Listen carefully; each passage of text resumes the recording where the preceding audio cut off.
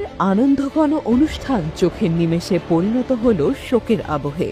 মঞ্চে তরুণী দাঁড়িয়ে নাচ প্রদর্শনের জন্য প্রস্তুত। গান শুরু হলো। নাচ দেখার জন্য অধীর আগ্রহে অপেক্ষা করছে দর্শক সারিতে থাকা আত্মীয়রা। কিন্তু ভাগ্যের কি নির্মম পরিহাস!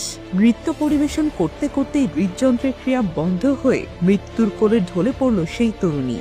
ভারতের মধ্যপ্রদেশে এই ঘটনা ঘটেছে। এই ঘটনার একটি ভিডিও ফুটেজ সোশ্যাল মিডিয়ায় ইতোমধ্যে ছড়িয়ে পড়েছে। সেখানে দেখা গেছে একটি হিন্দি গানের তালে নাচতে নাচতে হঠাৎ ফ্লোরে ঢলে পড়ে সেই তরুণী। ভারতীয় সংবাদ মাধ্যম এনডিটিভি জানিয়েছে, মৃত ওই তরুণীর নাম পরিণীতা জৈন। তিনি ইন্দোরের বাসিন্দা। চাচাতো বোনের বিয়ের অনুষ্ঠানে যোগ দিতে বিদিশা এসেছিলেন। শনিবার রাতে বিয়ের অনুষ্ঠানে নাচতে গিয়ে হৃদযন্ত্রের ক্রিয়া বন্ধ হয়ে মারা যান 23 বছরের পরিণীতা। বলিউডের জনপ্রিয় একটি গানের তালে নাচার সময় মঞ্চে হঠাৎই ঢলে পড়েন তিনি।